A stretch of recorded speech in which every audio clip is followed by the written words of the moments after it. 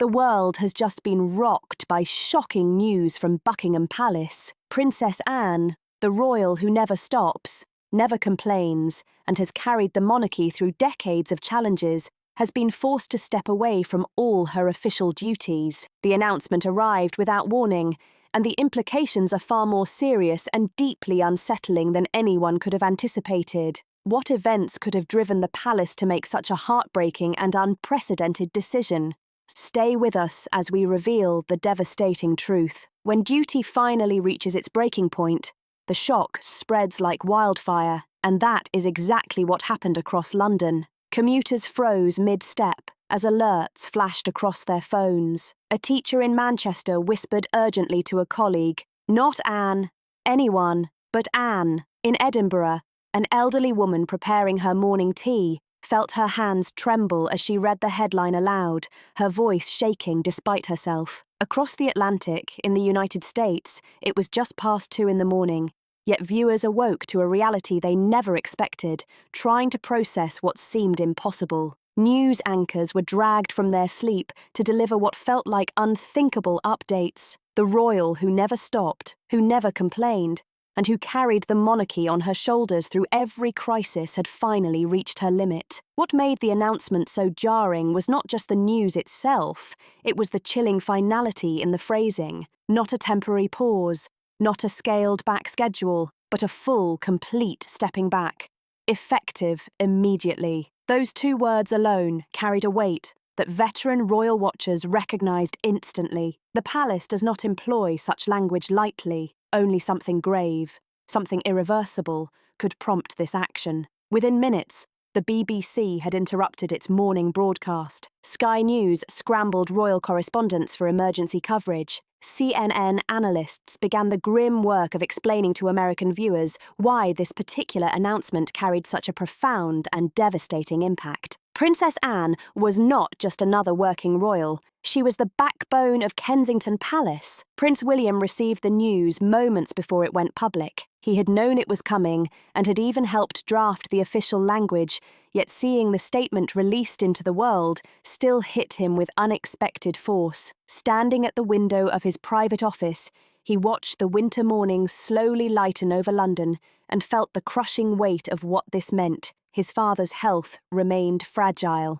Catherine's schedule was still carefully managed, and now Anne, the woman who had carried more engagements than any other royal for decades, was removed from the roster. The monarchy had just lost its most reliable pillar. At Clarence House, King Charles sat in his study, the palace statement printed on heavy paper before him. His hands shook slightly as he reread the words he had authorised only hours earlier. Anne had resisted until the very end, insisting she could manage the duty, that stepping back was not in her vocabulary, but the medical reports were undeniable.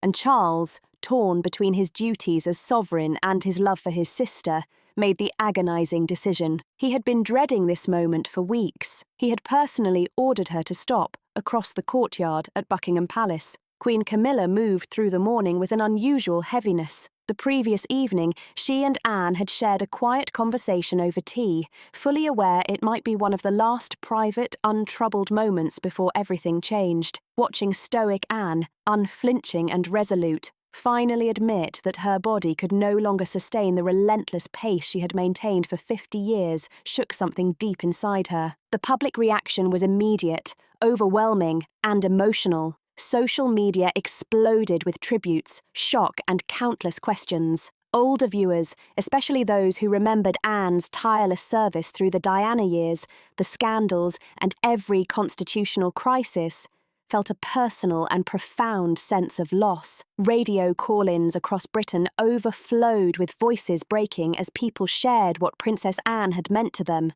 Not the glamorous, headline-chasing royal, but the one who simply showed up year after year, engagement after engagement, without fanfare or complaint. In the United States, the reaction carried a different tone, but equal intensity. American networks replayed decades of footage showcasing Anne's tireless service. Her no-nonsense demeanour, her refusal to be anything other than exactly who she was, resonated powerfully. Commentators observed that among a younger generation of royals defined by drama and reinvention, Anne represented something increasingly rare: consistency, reliability, and duty without self-promotion. And now that presence was gone. While the world processed the announcement, those inside the palace knew a deeper and more painful truth. The statement did not explicitly say it. This was not a decision Anne made willingly. It was a decision forced upon her by weeks of escalating medical concern and by a family that finally intervened before the unthinkable could happen. The statement spoke of medical issues but did not include the near collapse, the emergency intervention, or the sheer fear that gripped the family when they realized how close they had come to losing her entirely. To understand how the palace reached the point of forcing Princess Anne into this heartbreaking retreat, we must trace back through the months leading up to it, months in which warning signs appeared slowly, quietly, and in ways visible only to those closest to her. Anne, at 73, had perfected the art of appearing unbreakable. By the time cracks began to show, the damage beneath was already severe. The shift began subtly in late summer, just as the royal family returned from their annual retreat at Balmoral. On paper, nothing had changed. Anne's schedule remained punishing, averaging 20 to 30 engagements per week, a pace that would exhaust staff members half her age. Yet those working alongside her daily, the private secretaries, ladies-in-waiting and security officers, noticed subtle irregularities that felt deeply wrong precisely because they were so unlike her. She had always moved with crisp efficiency, but now there were moments of hesitation, a pause before stepping out of a car, a hand gripping a railing slightly longer than necessary. During a visit to a military hospital in early October, a staff member noticed her leaning briefly against a wall, steadying herself before continuing down the corridor as if nothing had happened. When asked if she was well, Anne responded characteristically blunt, "Perfectly fine. Let's keep moving." The autumn months brought ever-increasing pressure across the royal household. Catherine's health challenges meant her public schedule remained limited. King Charles, managing both his constitutional duties and ongoing medical oversight, could not maintain the relentless pace once carried by his mother. Inevitably, more responsibility fell to Anne. She accepted it without complaint, as she had accepted every burden throughout her life. But this time, the cost was far higher than anyone realized. Prince William noticed the shift during a private family dinner at Windsor in mid-November. Anne, always sharp and quick-witted, seemed distracted, slower to engage, as though some internal resource had been depleted. When William gently suggested she might consider scaling back her schedule, Anne's eyes hardened. "I've been hearing that advice for 50 years, she said quietly, "and I've never needed it yet." But everyone around her saw what she refused to acknowledge. Her long-time private secretary began documenting troubling patterns, unusual fatigue during multi-day tours,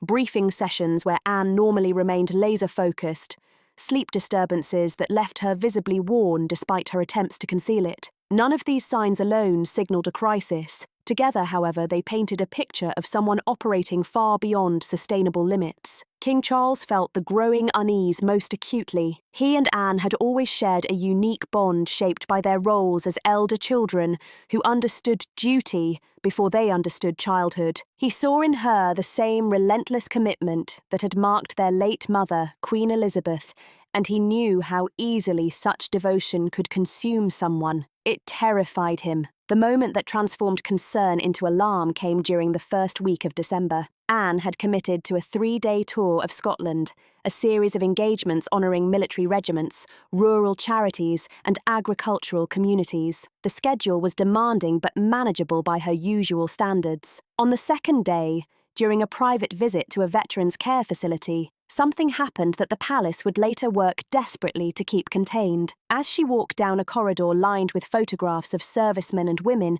her vision blurred. The faces on the wall seemed to shift and merge, and her balance wavered. A retired colonel walking beside her noticed her hand reach out, suddenly grasping the wall for support. "Ma'am?"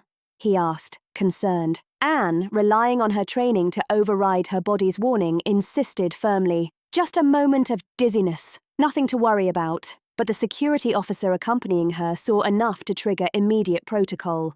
Within minutes, a discreet medical assessment was arranged in a private office. Anne resisted, insisting she was fine and that the schedule must continue. The physician summoned urgently from a nearby hospital was respectful but firm. Her blood pressure was dangerously elevated, signs of extreme fatigue were evident, and the episode suggested something far more serious than simple exhaustion. The doctor's recommendations sent shockwaves through the small group present. Princess Anne should return to London immediately for comprehensive medical evaluation. Any further public engagement should be postponed, pending results, and refused outright. "I have commitments tomorrow," she stated firmly. "People are expecting me. I will not let them down." It was the security officer who made the call that changed everything. The chain of events unfolded faster than anyone could have anticipated. Within an hour, Prince William received a coded message signaling the gravity of the situation. By evening, King Charles had been fully briefed, and by midnight, a decision had been made at the highest level of the royal household. Anne's remaining Scottish engagements would be quietly cancelled, officially attributed to a minor scheduling conflict, yet everyone involved knew the truth. She would return to London not merely as a patient, but as a sister whose family had finally decided to intervene before it was too late. The drive back to Windsor Castle was tense, heavy with unspoken understanding. Anne sat rigid in the back seat, jaw clenched, eyes fixed on the dark Scottish landscape rushing past the window. She knew what awaited her. She knew the family would push her to step back, and more frighteningly, she knew that this time she might not have the strength to resist. The truth she had been denying for months was no longer avoidable. It was pressing in on her from every side. Her body was betraying her. For a woman whose entire identity was built on reliability, on showing up regardless of circumstances, this was a revelation more devastating than any diagnosis could ever be. By the time she arrived at Windsor Castle in the early hours of December 7th, the medical team was already in position, prepared for a situation far more serious than a simple checkup. And the family, gathered in quiet determination, understood something profound. The days ahead would force Princess Anne to confront the one reality she had never allowed herself to accept. Even she, the indestructible backbone of the monarchy, had limits that could not be overcome by sheer force of will when the unthinkable happened. The medical suite at Windsor Castle, usually reserved for routine checkups or minor ailments, had been transformed overnight. Sophisticated monitoring equipment was in place. Specialists from 3 separate London hospitals arrived under strict confidentiality agreements, and in the centre of it all sat Princess Anne, still dressed in her travelling clothes. Her expression was a mix of barely contained frustration and something none present had ever witnessed before: fear. Dr. Margaret Thornbury, the head physician who had served the royal household for over 2 decades,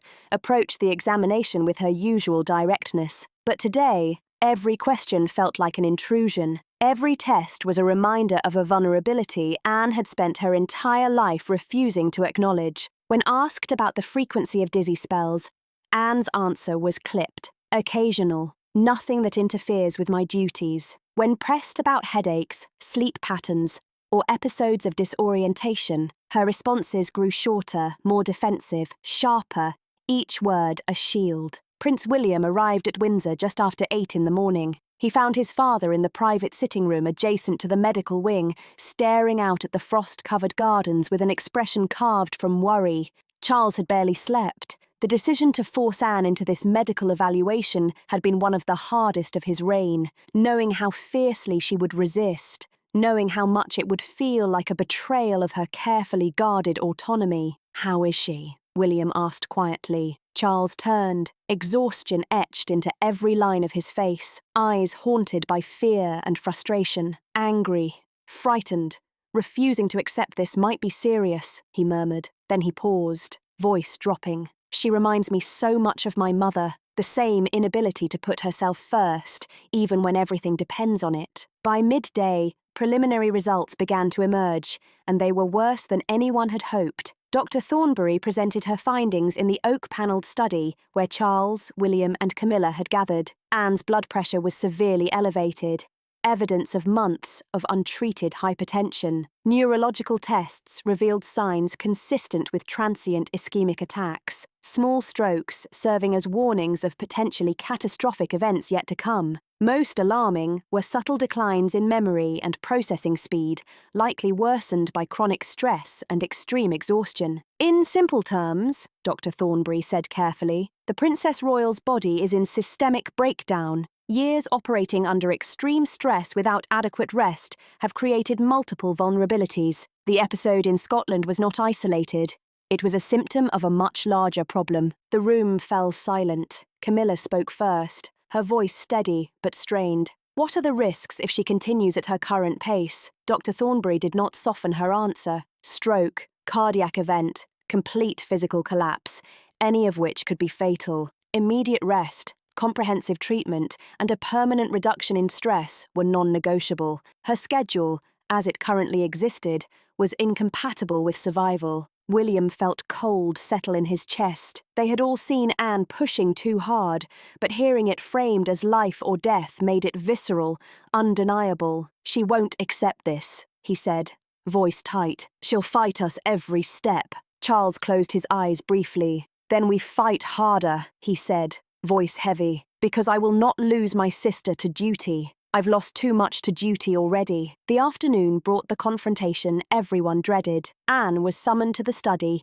still wearing her determination like armour, prepared to argue against every restriction the family intended to impose. But when she entered and saw Charles, William, and Camilla sitting together with identical expressions of immovable resolve, something shifted in her posture. Charles spoke first, voice carrying the authority of a king, yet trembling with the emotion of a brother. "Anne, we've received Dr. Thornbury's report. I'm not asking for your opinion. I'm telling you what will happen." Anne's jaw tightened, but she remained silent. "Effective immediately, all your engagements are cancelled. You will undergo a comprehensive medical treatment program, and you will not return to public duties until a team of specialists, not you, determines it is safe." "That's not your decision to make," Anne said, low and dangerous. "My schedule, my commitments, my choices." William leaned forward. "It stopped being your choice the moment your health became a threat to the institution. We cannot afford to lose you. Anne, not to pride, not to duty, not to anything." "I have never missed an engagement due to personal weakness," she replied, each word sharp as glass. "I will not start now." Camilla, surprisingly, was the one who broke through with gentleness. "This isn't weakness, Anne. This is biology. Your body is trying to tell you something you refuse to hear. If you don't listen now, you may not get another chance." The words hung in the air. Anne stood rigid, hands clenched at her sides. Then a subtle shift, a crack in the armour, a glimpse of the exhaustion she had been carrying alone. "I have 42 confirmed engagements before Christmas," she whispered. "Organisations depending on me, people planning events around my attendance, they'll understand," Charles said gently. "And if they don't, they were never worthy of your time in the first place." That evening, as Windsor Castle settled into winter darkness, the family remained together in a rare moment of closeness. Edward and Sophie arrived from Bagshot Park, both shaken by the news. Peter and Zara drove through the night from their respective homes, arriving with questions no one could fully answer. The gathering was not ceremonial. It was the raw, frightened coming together of a family facing what they had all feared was impossible. Zara sat with her mother in a silence they had shared many times before. Anne had never been demonstrative with affection, but Zara understood the depth of love beneath her reserve. "You can't keep doing this to yourself," Zara said quietly. "We need you alive, more than we need you working." Anne looked at her daughter, and for the first time that day, her voice carried no defensiveness. "I don't know who I am if I'm not doing this. I've been the Princess Royal longer than I've been anything else, longer than a daughter, a wife, a mother. This is what I know." "Then it's time to learn something new," Zara replied, reaching for her mother's hand, because the alternative was unthinkable. By the time the family began dispersing late that night, one decision had been solidified. Anne would remain at Windsor under medical supervision for at least 2 weeks. A comprehensive treatment plan would be developed, and most importantly, the palace would need to announce something to the public, carefully worded to protect Anne's privacy while explaining her sudden absence from all duties. The communications team was already drafting language, aware that every word would be scrutinised, dissected, and analysed by a public who had come to see Princess Anne as indestructible. What none of them knew yet was how Anne herself would process this forced retreat, whether she would accept it with the pragmatism she brought to every challenge, or whether being told she could no longer serve would break something inside her that no medical treatment could repair. As the lights dimmed across Windsor Castle and the December cold deepened outside, Princess Anne lay awake in a guest suite staring at the ceiling, feeling more lost than she had at any point in her 73 years. The morning of December 8th dawned heavy and grey over Windsor Castle, the kind of cold that seeped into bones and into the very air of the private family quarters. The usual tranquility of the castle had been replaced by a low, almost oppressive tension, as if the walls themselves understood the gravity of what was about to unfold. A room normally reserved for constitutional matters was now the stage for an emergency meeting that would determine not just Princess Anne's immediate future, but the operational structure of the monarchy for months, possibly years, to come. The participants gathered quietly, voices hushed, each carrying the weight of a decision no one truly wanted to make. King Charles sat at the head of the long, polished table, looking diminished in a way that had nothing to do with his physical stature. His eyes were tired, etched with worry, while documents prepared overnight by palace advisors lay spread before Prince William for review. Queen Camilla occupied the chair to Charles's left, her expression carefully composed, a mask of calm around the intensity in the room. Around them, senior household officials, the master of the household, the private secretary, the communications director, and Dr. Thornbury waited. The head physician had been asked to present a more detailed medical briefing to the decision-makers, a task heavy with stakes that went far beyond routine healthcare. The meeting began with formalities, but the tension was immediate, like electricity in the air before a storm. Dr. Thornbury rose, distributing bound folders containing her full assessment. "I want to be absolutely clear about the severity of what we are facing," she began, tone clinical but not without compassion. "Princess Anne has been operating in a state of chronic physiological stress for an extended period. The transient ischemic attacks we detected are warnings," she continued. "Her next episode could result in permanent neurological damage or death." William's hands tightened around the folder. He had read the summary already, but hearing it stated aloud made the reality inescapable. "What is the minimum time she would need away from duties to address this properly?" he asked, voice steady but taut with concern. Dr. Thornbury did not hesitate. 6 months of complete rest, minimum. Possibly longer depending on her response to treatment and lifestyle modifications. Even then, a return to her previous schedule would be medically inadvisable. We are looking at a permanent reduction of at least 50% in her workload. The room reacted as if struck physically. A 50% reduction. For the royal, who consistently carried more engagements than anyone else, this represented not just a gap, but a seismic disruption. The master of the household began outlining the immediate logistical nightmare. 417 confirmed engagements on Princess Anne's calendar through the end of the following year would require reassignment, postponement, or cancellation. Hundreds of patronages needed redistribution, ceremonial events, trooping the colour, state visits, remembrance services would be impacted. "This is not just an operational challenge," the communications director added, voice low but firm. "It's a narrative crisis. Princess Anne has been the most reliable, consistent face of the modern monarchy. The public sees her as unflinching. Announcing that she is stepping back entirely will raise questions about the stability of the institution, especially with the King's health being monitored and the Princess of Wales's reduced schedule." Camilla, who had been listening silently, finally spoke. "Then we tell the truth. Not all of it, but enough. Anne has given more to this country than most people give in 3 lifetimes. If we frame this as the family insisting she take care of herself, the public will understand. They may even respect us more for it." Charles looked at her with gratitude, but the pain in his eyes remained. "The truth is, We failed her. We allowed her to carry too much for too long, and now we're forcing her into retreat at her most vulnerable. She feels betrayed, and she's not wrong. William recognized the guilt in his father's words, for he carried it too. They had all leaned on Anne during scandals, health crises, and public scrutiny. She had absorbed the deficit without complaint, and they had allowed her to do so, grateful for her strength, never considering that such strength could be finite. "We can't change what's already happened," William said quietly. "We can only make the right decision now, and the right decision, no matter how difficult, is to force her to stop before something irreversible occurs." The private secretary raised the practical question. What about the Princess Royal herself? Has she agreed to any of this? The room fell silent, because they all knew the answer. Anne had not agreed. She had been told, overruled, and effectively sidelined against her will. This meeting was not about gaining consent.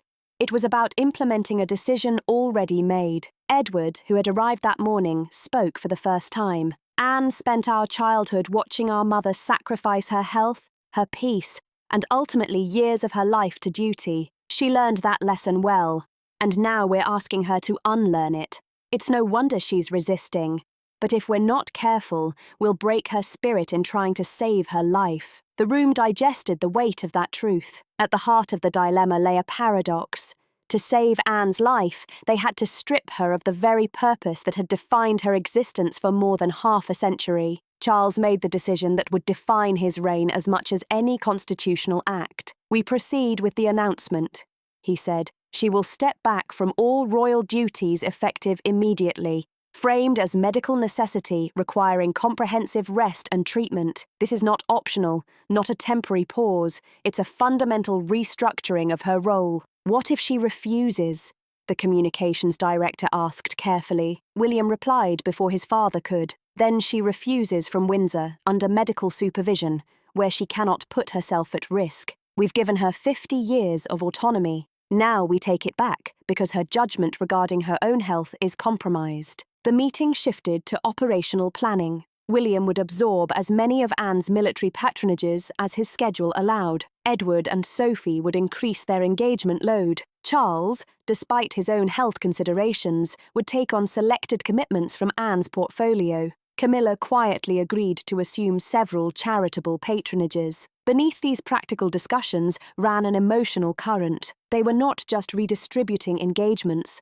They were acknowledging that an era had ended. The era of Princess Anne as the monarchy's unshakeable foundation had ended, not by scandal or choice, but by biology itself. As the meeting concluded, Charles requested a private moment with William. Father and son sat in silence before Charles spoke. "I need you to do something incredibly difficult. I need you to tell Anne that the decision is final. Not me, not the doctors, you, because she'll fight me with emotion. But she'll listen to you with logic. You represent the future." "Anne understands that the future must be protected," Charles added gently. "If you frame this as preserving the monarchy for George, for the institution she's served her entire life, she might find a way to accept it." The weight of that responsibility settled on William's shoulders. He would have to look his aunt in the eye, the woman who had mentored him in duty, and tell her that her service was no longer wanted. Not because she had failed, but because she had succeeded too well, given too much until there was nothing left to give. That afternoon, William found Anne walking slowly in the Windsor gardens, frost crunching beneath her careful steps. Despite the cold, she wore a heavy coat and moved with deliberate caution, each step a testament to the body that no longer obeyed her commands. He approached quietly. "You've come to deliver the verdict," she said, voice flat, eyes not turning. William stood beside her. Together, they gazed over the winter landscape. "The announcement goes out tomorrow morning. Complete stepping back from all duties, indefinite time frame, medical necessity. And I have no say in this," she added. "You had a say for 50 years. William replied gently. "You chose duty every single time. Now we're choosing for you because you've lost the ability to choose anything else." Anne turned to look at him, and he saw something that shook him to the core. Tears, unheeded but present, in the eyes of a woman he had never seen cry. "What am I without this?" she asked, vulnerability threading through her words. "You are someone who gets to live, William said firmly. Someone your children get to keep. Someone who taught all of us what service looks like. And now you get to teach us what grace looks like. The grace to accept help, to accept limits, to accept that you've already given enough. The morning of December 19th broke over Windsor Castle with a heavy, grey sky, the kind that seemed to press down on the stone walls, mirroring the weight of the decision that hung over the family. Inside, the atmosphere was tense and fragile, the quiet so thick it seemed to absorb every footstep. The silence that followed Princess Anne's earlier acknowledgement of stepping back was long, lingering and painful. Finally she spoke, her voice low and tentative, carrying a vulnerability few had ever heard from her. I don't know how to do this.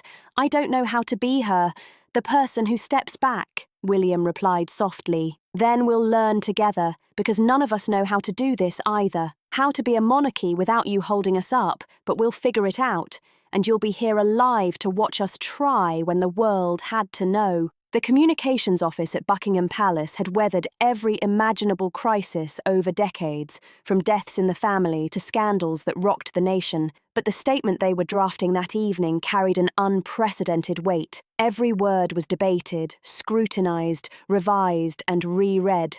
Not just for accuracy, but for its emotional resonance with a public that had long regarded Princess Anne as virtually indestructible. The team worked late into the night, fully aware that by morning they would release news that would fundamentally alter public perception of the British monarchy. Eleanor Hayes, the lead drafter who had served the royal household for 15 years, understood the delicate balance required between transparency and privacy, between reassurance and truth. But this task was different. We're not just announcing a medical leave, she told her team, her tone firm. We're announcing the end of an era. Every word had to acknowledge the gravity of the loss without stripping hope from the narrative. The first draft read too clinical, reducing Anne's situation to medical terminology that felt cold and impersonal. The second was too emotional, dramatizing the crisis more than the family intended. By the third revision, the team struck the perfect balance, a statement confirming Princess Anne's need to step back due to medical concerns requiring comprehensive rest and treatment,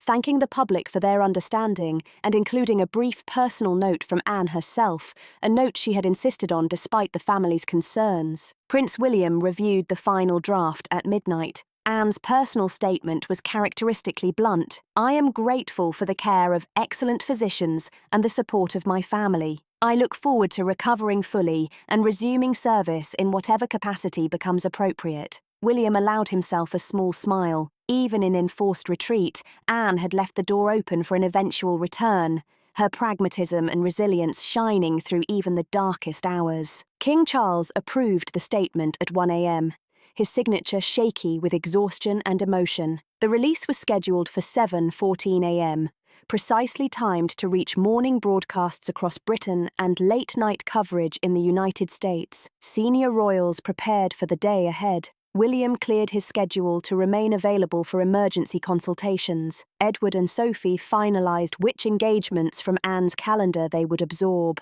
Camilla, understanding the public's need for visible continuity, prepared to attend a previously scheduled engagement, demonstrating that the monarchy continued to function despite the blow. Meanwhile, at Windsor, Anne sat in a private suite, watching the clock tick down to the moment when her privacy would end and her vulnerability would become public knowledge. She had dressed carefully, not for a formal engagement, but because appearing composed was the only control she had left. Her lady-in-waiting brought morning tea, and though Anne's hands were steady, her eyes bore the weight of sleepless nights. Each second seemed to stretch infinitely, as if the universe itself paused to witness the moment. At precisely 7:14 a.m., the statement went live. Within seconds, BBC broke into programming. Sky News flashed alerts across screens, and newsrooms in America scrambled to contextualize for viewers just waking to the news. The language was carefully measured, but the meaning was unmistakable. Princess Anne, the most hard-working royal in modern history, had been forced to stop. The public reaction was immediate and overwhelming. Social media exploded with tributes, shock and support. Hashtags trended globally. Older viewers called into radio shows, some with voices breaking, recounting what Anne's decades of service had meant to them. Communities in Scotland, where she had collapsed weeks earlier, spontaneously gathered to sign books of support. International coverage mirrored domestic reaction, emphasizing her tireless devotion. American networks devoted extended segments to her legacy, replaying decades of footage of engagements, tours, and public appearances. CNN invited royal historians to discuss Anne's unparalleled commitment, noting she had completed more public duties than any other royal for over 20 consecutive years. One commentator captured it perfectly. Princess Anne was the one who never let us down, and now we're seeing just how human even the strongest can be. Inside Buckingham Palace, the communications team monitored reactions closely, prepared to respond to speculation, misinterpretation, or misinformation. Even traditionally critical voices softened,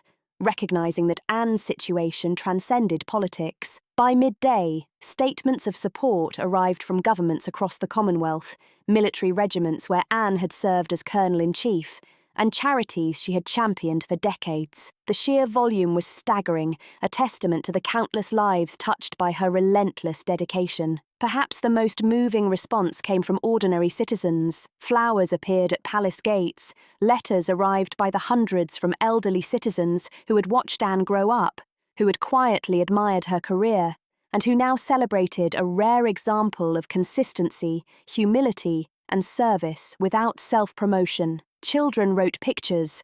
Veterans recounted stories of meeting Anne during ceremonial events.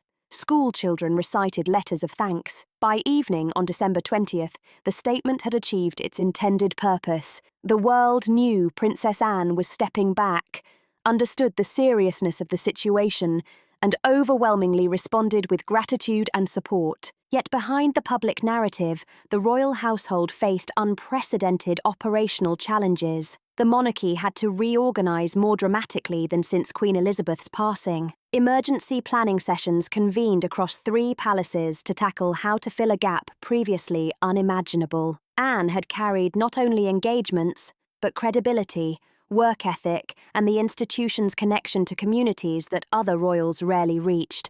The master of the household presented figures that stunned all present. 417 confirmed engagements through the end of the following year needed immediate attention. Anne's role as patron or president of over 300 organizations required urgent reassignment. Her military appointments, from Colonel-in-Chief of multiple regiments to ceremonial positions, carried historical significance that could not simply be abandoned. Prince William took the lead on military and ceremonial obligations, leveraging his service background. But even he acknowledged that Anne's decades of genuine engagement, knowledge of regimental history, and personal relationships with soldiers could never be fully replicated. Edward and Sophie, long overlooked in discussions of working royals, suddenly bore immense responsibility, absorbing charitable and community engagements. Sophie particularly felt the weight, striving to embody Anne's no-nonsense approach to patronages. Redistribution was not only logistical,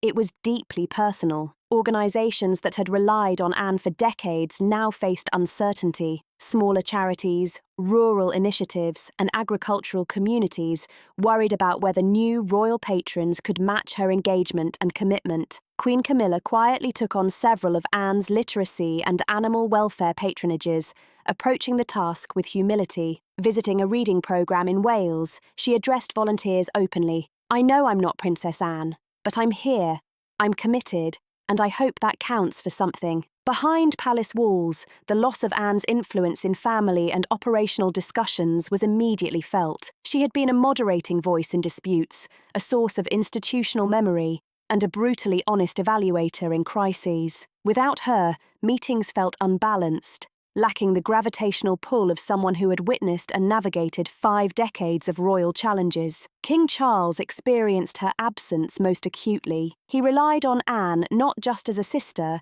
but as a constitutional sounding board. Minor diplomatic or domestic issues that once passed through her lens now required alternative scrutiny. International ramifications demanded attention as well. Foreign dignitaries, long accustomed to Anne's professionalism, linguistic ability, and genuine interest in global affairs, now required reassurance. Diplomats quietly acknowledged that no other royal could fully replace her experience and credibility. By the end of the first week, a new operational structure emerged. William carried military and ceremonial duties. Edward and Sophie absorbed charitable and community engagements. Camilla assumed aligned patronages. Certain commitments were temporarily suspended, awaiting Anne's potential return or permanent reassignment. Yet, beyond spreadsheets and schedules, the intangible shift was palpable. The monarchy had lost its safety net, the person who could be counted on when all else failed. Staff members who had worked with Anne for decades spoke quietly of the void.